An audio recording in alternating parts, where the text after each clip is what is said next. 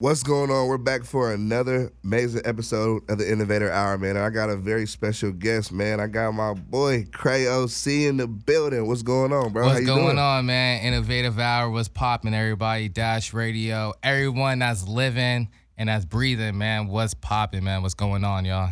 First off, I want to say it's a pleasure and a blessing to have you here today, bro, and I appreciate you for coming through. Of course, man. I appreciate you having me, man, for real. Definitely. First off, can you let the people know where they can find you on social media?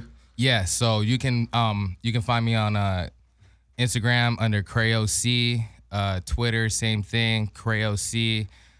If you search under all major platforms, everything's under Extendo Cray, EXTINDO, because your boy always putting that fire endo in his Extendo. Let's go. That's the truth, and I'm vouching for him. He does keep gas, so make sure to find out about that. Yes, man. A lot of rappers be talking about they smoking fire, man, and they really not, man. Like, you know what I'm saying? I'm out here really about that exotic life, man. You know what I'm saying? For real. I already know. So I want to ask you, when did you start making music? I made my first song back in high school, but I didn't really take it too serious because I was kind of in between music and dance because I was more of a dancer back in the day. What type of dance? I did crump dancing. Oh, really? Yeah. Really? I look you want to see that because I seen the Tommy the Clown shit back in the day growing up in the Bay. Yeah. You still got the moves? I mean, shit, I could probably, you know what I'm saying, still do something, but, you know, man, like, yeah, I used to be really in that shit back in the day, though, man. Shout out to my boy Rockstar, man. You know what I'm saying? That's my boy. Riot, you know, he not only is he a dancer, man, but he's a rapper too. And once I started making that transition from like crump over towards, you know, like going towards the mainstream and then converting to music, Riot, he was actually a backup dancer for T-Pain. Oh, that's crazy. He was a nappy boy. You know what I'm saying? That's crazy. Yeah, so back in the day when he was on tour, he always had like these two face-painted dancers. You know what I'm saying? That was my boy Riot and Rascal. Yeah. You know what I'm saying? And he was doing a bunch of shows at the observatory, so I was doing his background dancing and shit. Yeah. And then at that point, that's when I really started, you know, figuring out the stage life and everything. And I was like, man, like I really want to, you know, do this fully the right way. Yeah. You know what I'm saying? And then at that point, you know, like I really just started taking my music serious, and then, you know, just it's all go from there. And that was like 3 years ago, you know? Do you remember the first song you ever made? Yes, I do. What was it called? And I like to ask everyone, was it fire or was it trash? Okay, so it was this song I did with my boy Rakan and Zammy.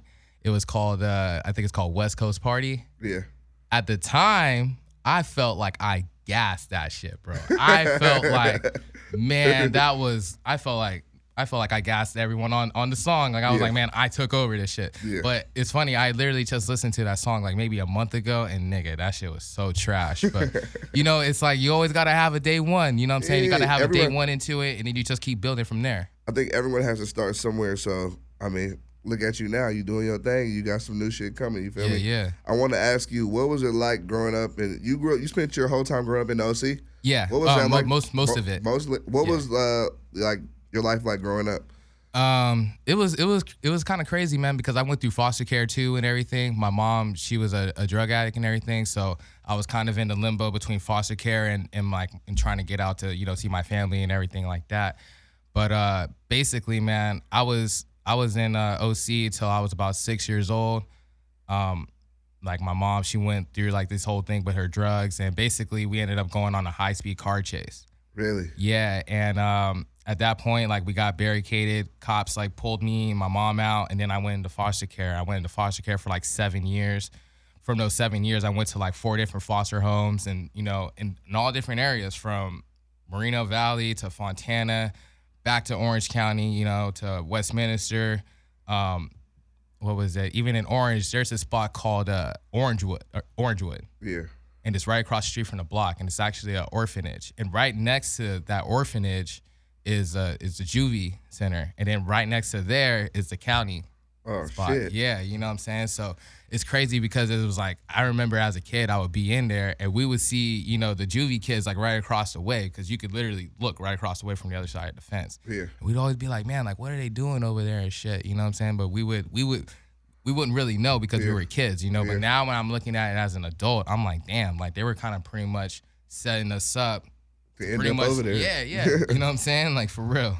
That's crazy. So it's That's crazy. I think everything that you experience is a testament to your perseverance because you've made it through. Yeah, yeah. One thing I live by, man, is you're not a product of your environment. You're a Hell product no. of your mindset. Exactly. You know what I'm saying? That's Your true. mindset is everything. Nah, that's true, bro, for sure. I want to ask you, what are some things that you would say influenced you to make music? Man, one of my main influences was just my boy Merlo, man. He used to do music back in the day, and when he was doing his music, like me and him, we grew up together and everything. So we had like that personal connection. Like I knew a lot of the shit that he was going through. I knew he knew the shit that I was going through. So whatever he was writing his music, he would talk about all the shit that he was going through. And I was like, man, like I want to be able to tell my story and want to be able to inspire someone else, you know, someone else who's going through the system or someone that has, you know, parents that, you know, that have like drug problems and shit like that. You know, I want to be able to tell my story and be like, look, like I'm going through the same thing that you're going through, you know, but I'm not allowing any of that to change the person that I am today. You know what I'm saying? I made the person that I am today by not, you know, following certain things. Like I had to really mold myself and to really change myself to be positive. Cause I used to be a super negative person back in the day. Yeah. Like real negative, you know what I'm saying? And it's funny because when like, I don't know, do you have Facebook? Yeah. Well, on Facebook, you know how it has like the year from the day kind of thing? Yeah. And like I be seeing my posts that I be posting from like years ago, and I was just such a different person. Like I was just like, man, like why is all this shit happening to me? Like why? Instead of just being like, damn, man, you know, I'm glad I'm just alive today. Yeah. You know what I'm saying? Like I'm glad I'm breathing. I'm glad I'm standing on my own.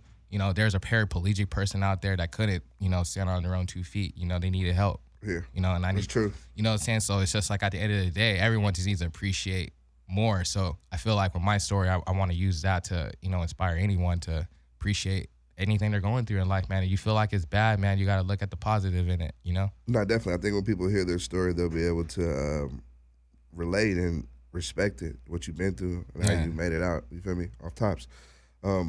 Now I want to ask you, bro, what are some artists you grew up listening to? Man, shit, I definitely listened to Pac, Exhibit, Busta Rhymes. Busta Rhymes was a huge influence for me, just because, you know, his style, like the way how he did everything, bro, was just real unique. You know, like. Yeah. And it's just, you know, with me being from the West Coast, like the West Coast sound has, you know, has always been around, you know, like anytime you put on the radio, like you always hear the West Coast. So, you know, I've always had the West Coast in me. But my first like rap album I actually bought was Crying 2001 and Restless, Exhibit. Yeah, oh, that's tight. Yeah, yeah, you know what I'm saying? Shit. I bought both of those. And this was at the time I was in the group home. So at the group home, I couldn't have like, you know, uncensored music. So I basically for bought, real? yeah. So I had to have it censored. So I bought 2 versions, and then at the time when it was censored, they would have like a little censor sticker on it. Yeah. So I would just peel the sticker off and then put it over to parental advisory. Yeah. So I'd be like, yo, it's censored, you know? And then like I would get away with it. And then I would just keep the other CD in my backpack or something. Yeah. So when I go to school or whatever, I would just listen to it. That's hella funny. I want to ask you, what is your process like for selecting beats and working on lyrics for your songs? All right, man. So with that, I literally just you know, spark up a blunt, get some coffee, and then I just start listening to music. You know, I just listen to the beats, and then I just kind of just start jotting down how just whatever comes to me first, you know, and then kind of elaborate from there. But with that, I normally come up with like 3 to 4 different concepts for a song before I even actually decide like that's the one I'm gonna go with. Yeah. You know, so. Oh, that's tight. I think I was actually, now that I've been like getting more into like working with different artists, I'm realizing that that's a thing. People come up with multiple concepts for songs before they actually decide the one that they want to go with. Yeah. Which I think is dope because your first idea might not be dope. You know? And it hasn't. You know what I'm saying? I haven't gone with my first idea sometimes, you know? Like with some people, you know, they'll just hear the beat, they'll just go into the studio and just lay down their shit. I mean, that's cool. I can do that if I need to, you know, but I feel more comfortable if I can like sit down and kind of like write out a couple different things, and then I'm like, all right, no, this is like the best one, you know? Yeah. Let's talk about your project coming out this summer, man. It's called Cray County. Yeah, Cray County, man. When Cray can County. the people expect the project, man? Do you have a release date yet? Yes. So the release date is going to be July 1st. Okay. So with that, man, the production is a little crazy because I got different producers from everywhere, man. I got Young Perp and I got what's his name? Young Perp and oh my gosh, I can't think of his other name, but they're from this group called New Religion. Yeah. And they're from Spain. And actually I got a song with my homegirl, Indica Sam. Okay. It's On My Own, and it's fire, man. And I just got a lot of different producers on there. I just wanted to do something different. I wanted to put out a project that's completely different from everything else that I have out. So when people hear this, they're going to be like, yo, like this don't even sound like anything you have out, and that's kind of like the point that I want to make with this, What was the mindset when creating this project? I want to be out the box. I feel like with this project, like I really challenged myself lyrically to write something different, to come at all my songs differently, use different flows, different patterns and stuff. Like everything, even from the beat selections, are all different from everything I have out. So with that, I try to make it a real adamant point to not really be in the same kind of stuff that I was, dropping before. Yeah. Because I really want to surprise a lot of people, and I got a lot of anticipation from like a lot of different people for this project right now. So I want to surprise everyone with this. How many features you got in the project? I got honestly I only got like 4 features. Okay. Indica, Yuck Mouth.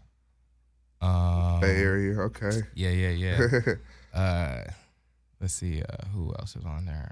My boy Little Dave. I got this song called Merry Go. Yeah. And it's dope too because not only does he rap, but he's a general manager of a strip club. Oh, really? Yeah. So the song Merry Go is just gonna be the perfect strip club song. Every time I go in there, they drop it. All the girls go crazy.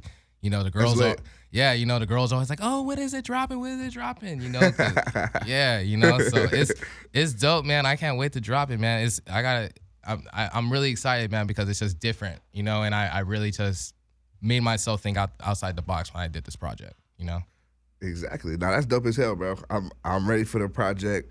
Cray County is dropped July 1st. Yes, sir. July 1st. And now it'll be on all streaming platforms. Every major streaming platform. For sure. I want to ask you, can you tell me about a surreal moment that you've had in your music career so far? It could be like someone fucking with you that you wasn't expecting with, or just something surreal that happened. Let's see.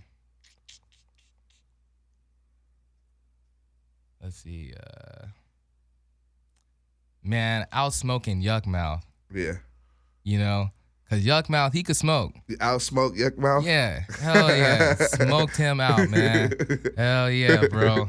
Because like I work with Gasco, and I don't know if you guys know this, but Gasco, we have a strain with Yuck Mouth, and it's called the Yuck Mouth Culoto. Which is fire as fuck. Yes, it is. I will be the first to say that. Yes, it is. So what it is, it's a Gelato 33 crossed with Face Off OG and then crossed with Girl Scout cookie.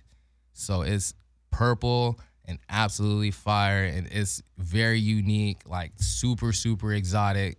You know what I'm saying? And yeah, like because he always comes down, he pulls up on us, we smoke and shit, and we be kicking it. But, there's definitely that one time we definitely smoked them out for show, so. I think that's a good surreal moment. That's funny. Yeah. Now he's like, nah, I'm good, man. Yeah. That's my nigga though, man. Shout out to Yuck Mouth, man, for real. Now, can you tell me about a challenging obstacle you faced in your career and how did you overcome it? I think one of the major obstacles was I didn't have like the right people around me, and that I feel like that's an obstacle. Yeah. You know what I'm saying? Like if you're not surrounded by the right people and the people like that don't motivate you to go harder in your craft, and you know what I'm saying? Like you're that's just one whole obstacle in itself. You got to surround yourself with the right people first. You know what I'm saying? Like people always love to say you got to have a team. What's the point of having a team if your team don't even support you? Yeah. You know what I'm saying? Like you might as well do this shit on your own. Yeah. You know what I'm saying? Until you can build your own team of solid people and then go from there. Yeah. You know what I'm saying? So with that, like that was just my biggest thing for years. You know what I'm saying? Like I feel like if I would have surrounded myself with the right people a couple years ago, I would be farther in my career than what I am now. But can't really dwell on the past. You just gotta work hard and just go for the future. Yeah, you know I think what you said is big. I think that your team and the people around you is so big and so vital to your success because you can't do everything, you know? Yeah. I look at it someone actually broke it down to me. They look at it in the form of a body. Yeah. You as the artist, you're the face, but you need people to be the arms, the legs, the heartbeat. So all that. You have to build literally a whole body to build this final product, which is the music, you know, and Facts. And everything. So I think once you get that straight, bro, can't nothing stop you. Yeah, real. exactly. So I want to ask you, what's a perfect day for Cray OC? Perfect day for Cray OC. Let's see. I wake up. I already got some fire weed. Well, that's, already rolled up. Smoke up. Go meet up with the homie. Go get some money real quick. Get some weed out to some people because everyone needs to be smoking some exotics. You know what I'm saying? Because I know a lot of people out there love smoking that $5 grams, and I could tell that $5 gram ain't no exotic shit. It's like some Gorilla Glue or some shit, and it's like, come on, man, Gorilla Glue 2014, dog. Like, step the game up, you feel me? So blessing people with that, and then I, pull up to a show, knock out a dope-ass show, and then after the show, go to the studio and knock out another track, man. That's like my perfect day. All times. Yeah.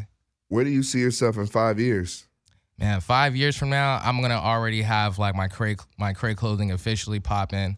I already have a lot of like the merch and stuff like that getting ready to drop pretty soon. I'm gonna be dropping hats, t-shirts, hoodies and stuff like that for guys and girls. And for I'm gonna have like little infant one pieces too. That's tight. You know what I'm saying? Like little baby Crays. You know what I'm saying?